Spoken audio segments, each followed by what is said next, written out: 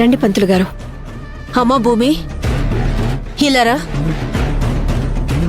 అలేకేంటి మళ్ళీ పంతులు గారిని వెంట పెట్టుకుని వస్తుంది? ఏదో గొడవ స్టార్ట్ చేయబోతుంది అనుకుంటా. అత్తయ్య, మీరేం కంగారు పడకండి. రండి పంతులు గారు.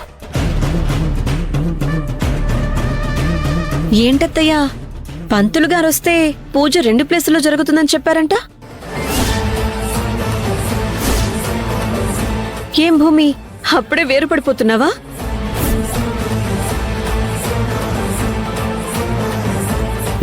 ఏంటత్తయ్యా, భూమితో వేరు కాపురం పెట్టిస్తున్నారా?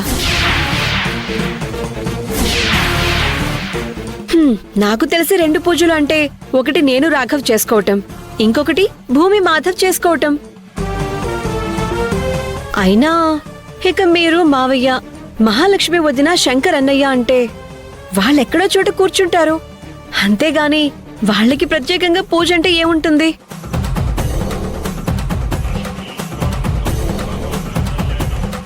ఏంటత్తయ్యా మాట్లాడరు?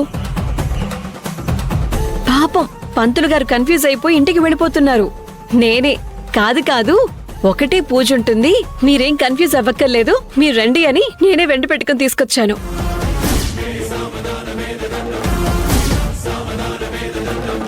ఇప్పుడు చెప్పండి అత్తయ్య, 2 పూజలు ఏమైనా ఉన్నాయా?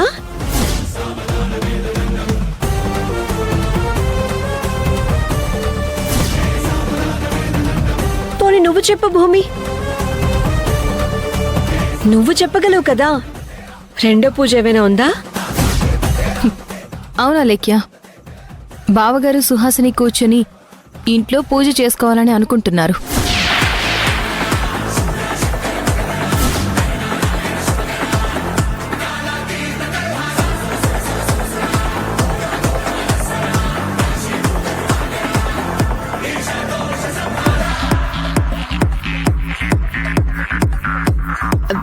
భూమి, నువ్వు చెప్తున్న మాటలు అర్థం కాక పంతులు గారి ఫేస్ చూడు, కన్ఫ్యూజన్ లో ఉంది.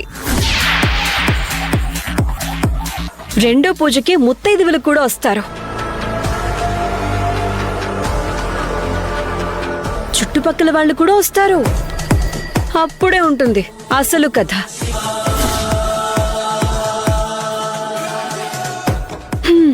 సర్లే, అసలు ఈ విషయాలన్నీ తర్వాత మాట్లాడతానులే. కానీ పంతులు గారు, ఈ ఇంట్లో 1 పూజనే జరుగుతుంది. అది కూడా నేను, మా ఆయన రాఘవ్ మాత్రమే పీటల మీద కూర్చుంటాం. ఇక భూమి వాళ్ళాయన, మహాలక్ష్మి వాళ్ళాయన, మా అత్తయ్య గారు, మావయ్య గారు వీళ్ళందరూ మా చుట్టూ కూర్చుంటారు. కానీ జరిగే పూజ మాత్రం ఒక్కటే. దానికి కావలసిన ఏర్పాట్లు మీరు రెడీ చేయండి. అవును పంతులు గారు, నిజమే. మీరు వెళ్ళి ఏర్పాట్లు చేయండి. సరేనమ్మా, ఉంటాను. చూడండి, మీరెన్ని ప్లాన్లు వేసుకున్నా పీటల మీదనైతే నేనే కూర్చుంటాను. మొన్న లేట్ నైట్ వస్తేనే ఇంటి పరువు పోద్ది అని ఇంత మాట్లాడిన మీరు, మరి ఇంటి కోడల్ని ఎవరో డ్రాప్ చేస్తే పెద్దగా తప్పులు పట్టి పెద్దగా ఏదో జరిగిపోయినట్టుగా మాట్లాడిన మరిది గారు, అరే ఈ ఇంటి కోడలు నిక్షేపంగా బ్రతికుండగానే వేరే ఆడదాన్ని నా మొగుడి పక్కన పీటల మీద ఎలా కూర్చోబెడతారు? అది నేనడుగుతున్నాను. ఇప్పుడు సమాధానం చెప్పండి.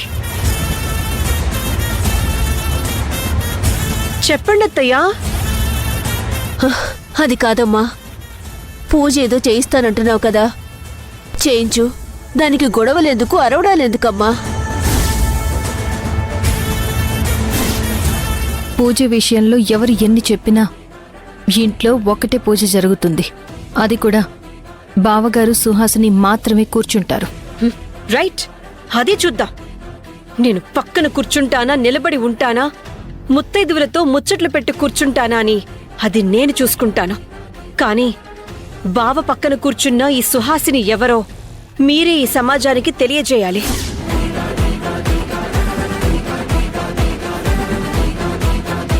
మరి ఇప్పుడు చెప్పండి, ఈ ఇంటి పరువుని ఎవరు గంగలో కలుపుతున్నారు? మీరా లేకపోతే నేనా?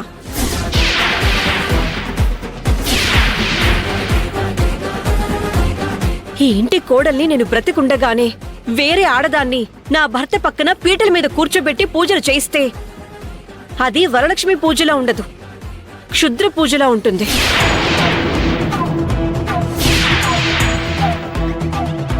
అసలు ఏంటి మీరు తమాషాలు చేస్తున్నారా? హ, ఈ అలేఖ్య అమాయకురాలు గట్టిగా బెదిరిస్తే బయటికి వెళ్ళిపోతుంది, నైట్కి కూడా ఇంటికి రాదు. ఇలా ఓ 2 రోజులు గడిచిన తర్వాత ఇల్లు ఆస్తి వాటా మొత్తం నాకే వస్తుంది అని కలలు కంటున్నావా భూమి? అలేఖ్య, ఏంటి బ్లాక్మెయిల్ చేస్తున్నావా? బ్లాక్ మెయిలో ఈమెయిలో నువ్వు ఏ మెయిలైనా అనుకో, నేను అంటే ఈ అలేఖ్య అంటే పీటల మీద కూర్చున్నప్పుడు ఏంటో చూపిస్తాను.